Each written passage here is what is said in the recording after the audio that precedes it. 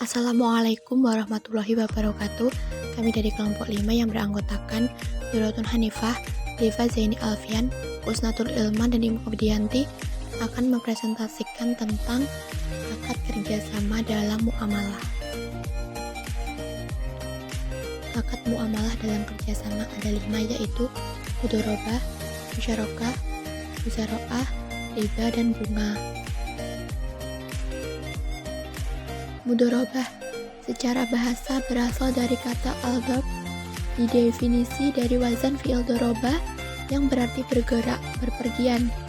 Adapun istilah khirat berasal dari isim masdar al-qard yang semakna dengan al-qab yang mempunyai arti sepotong, karena pemilik modal memotong atau menyisihkan sepotong hartanya untuk dijadikan modal berdagang dengan memperoleh sebagian keuntungan. Istilah lain untuk menyebut mudharabah atau qirad adalah muamalah.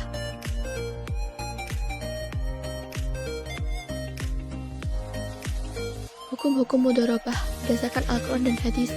Para ulama telah sepakat menggunakan landasan hukum mudharabah dengan menggunakan dasar hukum Al-Quran dalam surat Al-Muzammil ayat 20 yang artinya, dan orang-orang yang berjalan di muka bumi mencari sebagian karunia Allah. Sedangkan landasan dari hadis yaitu artinya 3 perkara yang terdapat barokah di dalamnya: jual beli dengan kredit, jual beli dengan cara kredit, memberikan modal kepada seseorang atau berdagang, dan bercampur gandum dengan tepung untuk keperluan rumah, bukan untuk diperjualbelikan. Rukun dan syarat mudharabah. Para ulama telah berbeda pendapat mengenai rukun mudharabah. Menurut ulama Hanafiyah, rukun mudharabah adalah ijab dan qabul. Menurut ulama Malikiyah, bahwa rukun mudharabah terdiri dari modal, bentuk usaha, keuntungan, pihak yang berakad, dan ijab qabul. Sedangkan ulama Syafi'iyah membagi rukun mudharabah terdiri dari 1 pemilik modal yang menyerahkan modal, 2 pekerja yaitu pihak yang mengelola usaha, 3 akad mudharabah. Menurut jumhur ulama, ada beberapa syarat yang harus dipenuhi berkenaan dengan modal, yaitu modal dalam mudharabah. Yang kedua, jumlah modal yang harus diketahui. Yang ketiga, modal yang harus tunai, bukan berupa hutang. Yang keempat, yaitu modal harus diberikan kepada pengelola sehingga dapat digunakan sebagai dana usaha.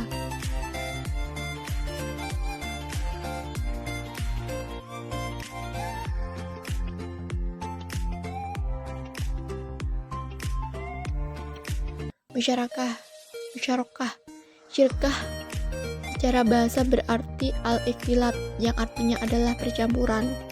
Istilah percampuran mengandung pengertian pada seseorang yang mencampurkan hartanya dengan harta orang lain sehingga tidak mungkin untuk dibedakan. Pengertian syirkah secara istilah sebenarnya memiliki pengertian yang beragam tergantung bentuk syirkahnya, karena terdapat beberapa bentuk syirkah dan masing-masing untuk mempunyai definisi yang berbeda, seperti syirkah muawadhah, iknan, abedan, dan lain-lain. Definisi syirkah juga ada yang menurut Sayyid Sabiq dan menurut Hasbi Ashidik.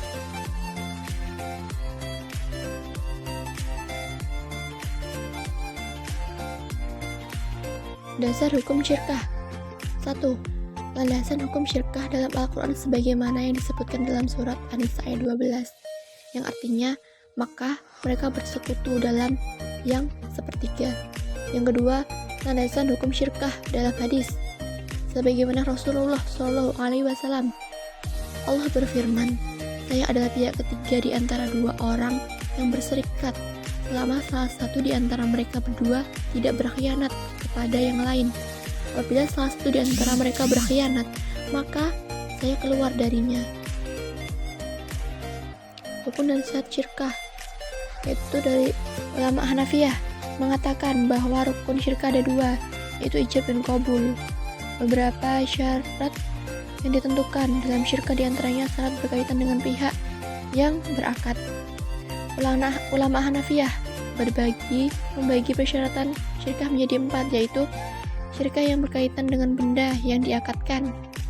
Yang kedua, syarat yang berkaitan dengan syirkah.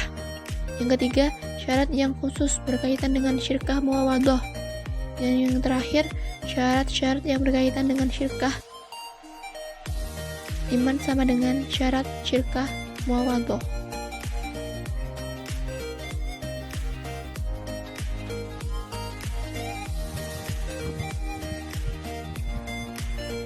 Sedangkan ulama Malikiyah telah menetapkan syarat-syarat syirkah pada 3 objek, yaitu syarat yang berkaitan dengan pihak yang berakad, yang kedua syarat yang berkaitan dengan singgoh akad, yang ketiga syarat yang berkaitan dengan modal. Macam-macam syirkah secara garis besar menurut Sayyid Sabiq, syirkah dibagi menjadi 2, yaitu syirkah amlak dan syirkah ukut. Syirkah amlak yaitu 2 orang atau lebih yang memiliki barang tanpa adanya akad. Syirkah amlak itu juga dibagi menjadi 2, yaitu syirkah ikhtiari dan syirkah ijabaru. Syirkah ukut yaitu yang dilakukan oleh 2 orang atau lebih dalam penanaman modal dan pembagian keuntungan. Sabiq membagi syirkah ukut menjadi 4 macam.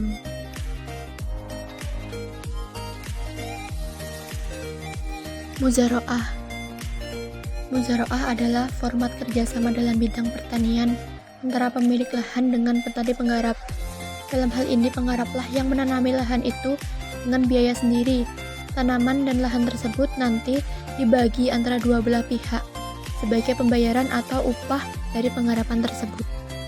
Nah, dapat disimpulkan bahwa tadi itu yang muzara'ah itu adanya 2 pemilik lahan dan petani penggarap yang bergabung untuk menggarap sebuah sawah. Nah, nanti kedua belah pihak pada akhirnya bekerja sama dan hasilnya dibagi. Dasar hukum muzara'ah ada pada Al-Quran surat Al-Maidah ayat 1 yang artinya, hai orang-orang yang beriman, penuhilah kotak-kotak itu, dihalalkan bagimu binatang ternak kecuali yang akan dibacakan ketepadatanmu. Yang demikian itu dengan tidak menghalalkan berburu ketika kamu sedang mengerjakan haji. Sesungguhnya Allah menetapkan hukum-hukum berdasarkan pendapat yang dikehendakinya. Syarat-syarat muzara'ah yaitu 1.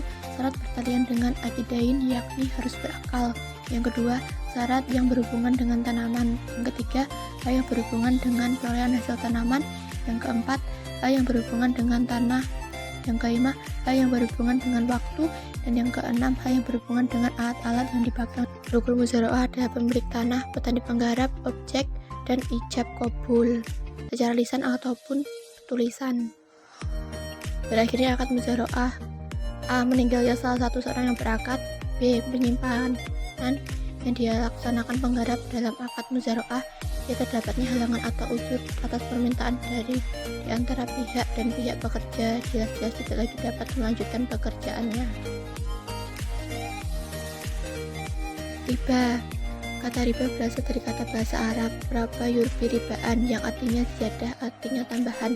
Adapun yang dimaksud di sini menurut istilah syarak adalah akad yang terjadi dengan penukaran yang tertentu tidak diketahui sama atau tidak menurut aturan syarak atau terlambat menerimanya.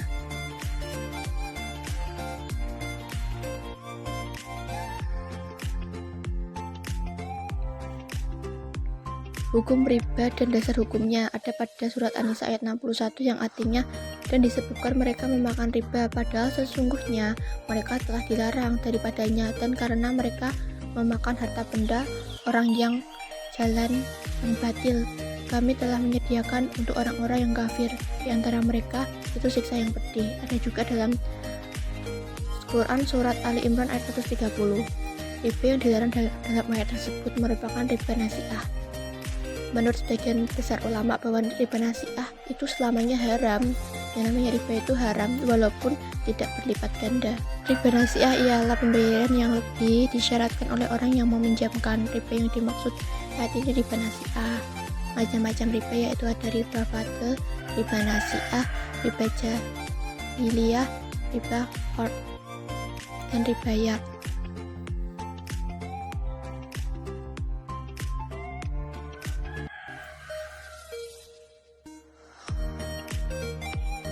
Bunga adalah sejumlah uang yang dibayar untuk tambahan untuk penggunaan modal. Jumlah tersebut misalnya dinyatakan dalam satu tingkat atau prosentase modal yang berkaitan dengan itu dan biasa dinamakan suku bunga modal.